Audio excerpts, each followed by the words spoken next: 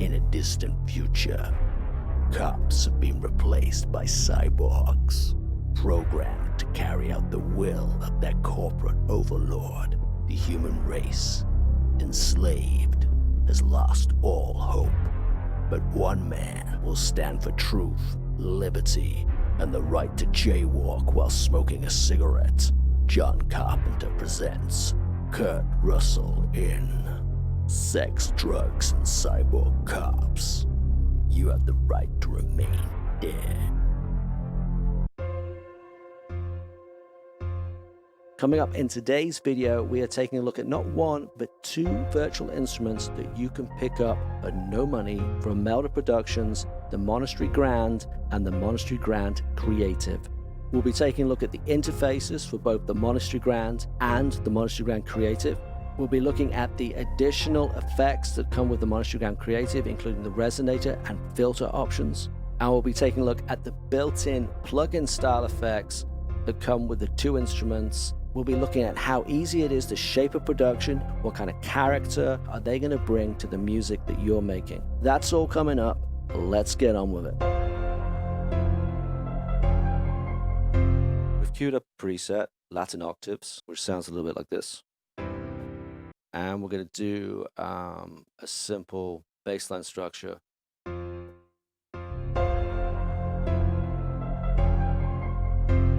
Let's start by seeing if we can drop the width a little bit. Interesting, if we push it too far like that, you can hear it. It's almost kind of collapsed in on itself. So let's back it back round and see if we can give it a little bit more room to breathe. That's better. So let's have a play with the color option next. We can go from soft to hard. It's interesting, it's introducing a little bit of punch to it if we go towards hard. Quite like that. Don't want to go too far though, because it's starting to get a bit plinky. So let's see what starts to happen if we start to add a little bit more bass. Again, you put too much in and it's starting to kind of grunge it out, but a little bit there is helping it quite nicely. So let's take a look at air.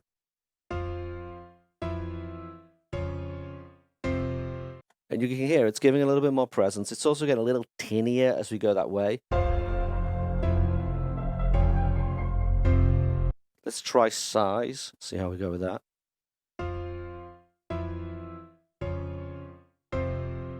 As I bring it out, you can hear it starts to feel like it occupies a bigger space. It does start to diffuse it as you go too far. Let's just try the other way and see how that feels. Once again, we crank it too far, we start to make it feel a little bit feeble, a little bit weak. Let's just have a quick listen to what the harmony's doing. We're just going to take the harmonies off, and then I'm going to add them back in.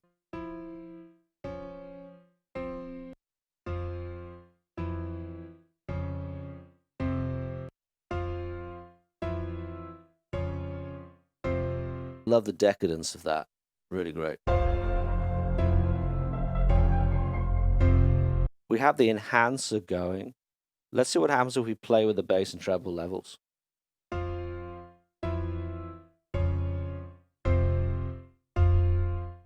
I kind of like the way that that's bringing in that kind of ghosting sub. It's actually quite nice.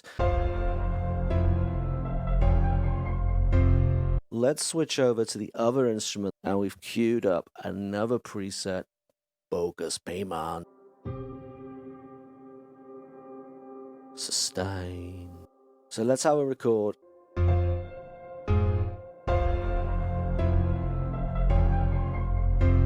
Let's see what happens if we start pulling some of the bass off.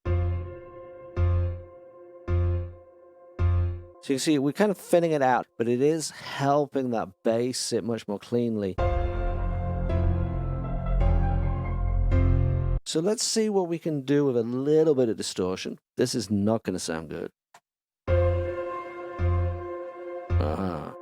I'm going to about to drive right off. Kind of like a little bit of tube on there.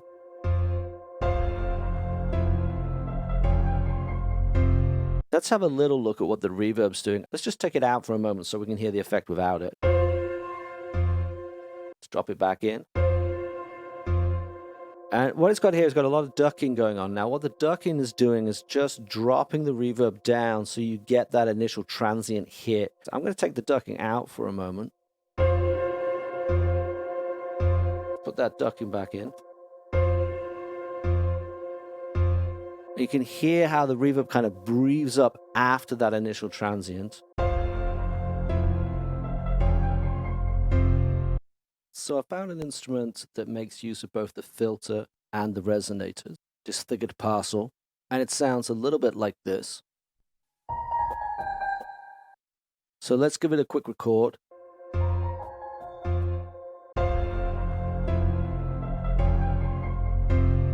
Let's play around with some of these filters. That's interesting. Let's move the frequency around. That is interesting. Oh, wow. So that's not really the sound we want, but that's pretty cool. I like that. Let's go for a low pass at 60 and see how that sounds. Let's bring this up. Now we're getting back into that area. Take the mod down a bit. Let's take the resonance down.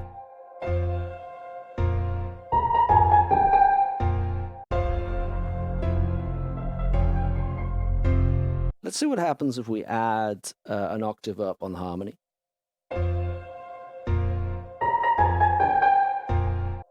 It gives it a fragility that I like. I think we need some kind of low, bassy kind of grind just to give this thing some depth. Reliable nerve. Sounds a bit like this.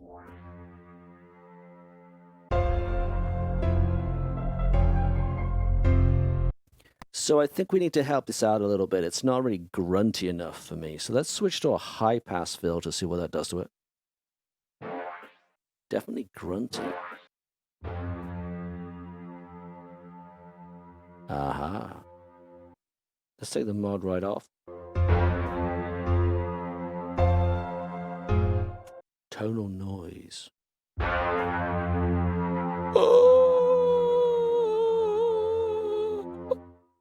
That's tasty. Let's drop a low harmony on it. Let's have a little bit of a play with this release. Let's see what happens when we do that. Oh, it chunks it. Let's play with the ambient. Let's drop it down, see what it does. I like that. It's bringing it in. Let's have a quick look at tone. The moment's quite soft. We'll make it hard. Now, let me be absolutely clear. I'm an immense fan of that. But I don't think it's quite what we're looking for. That might be a little too lo-fi. Got to fight my lo-fi urges. This bass here, let's just see what happens when we crank that.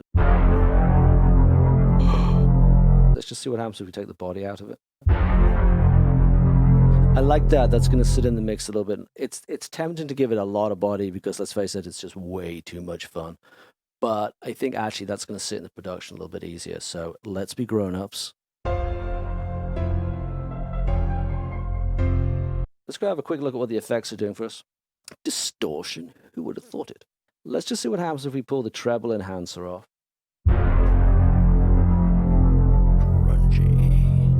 I quite like that.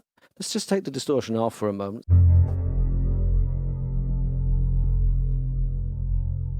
It lacks a certain je ne sais quoi. Let's see what happens if we push the tube. It just gives some grind, doesn't it? Let's just push the drive up. I like that, but it's not quite where we want to be. Let's just back it off a little. All right. Okay, no, okay. Back off. All right, let's have a quick run through of what we've done. So we kicked it off with this Latin octave preset, and we went for something quite dissident, quite jarring. And then we added to that the set of of a two-note chord, a two-note harmony. Very simple, just playing off an F and a C. Then we brought in that little triplet, so in the backgrounds. And then we went for the full John Carpenter.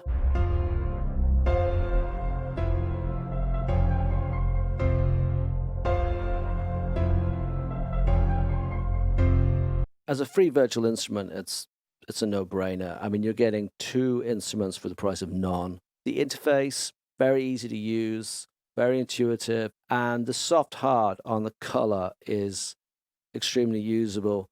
I also like the harmony option down here. If we move over to the MonasteryGrand Creative, the filter controls are extremely funky. This tone versus noise is great. I mean, really, that just blew me away with the John Carpenter sound. The distortion in particular, what the drive was doing to the John Carpenter sound was great in terms of how much tone it's adding. Delay and reverb, again, very usable.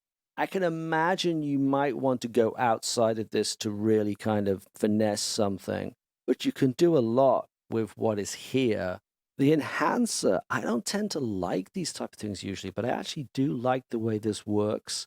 The compressor for me is a tad simplistic, although I will say the attack release is actually quite intuitive and works pretty well. Between these two instruments, what you have is very practical, very straight, very usable piano option, and absolute bonkers, creative, outside the box, noise-making thing. If you've enjoyed this video, please like and subscribe. That was the MeldaProduction, MonasteryGrand and MonasteryGrand Creative. They are free. Go pick them up. Good night and good noise. Stay safe and stay healthy.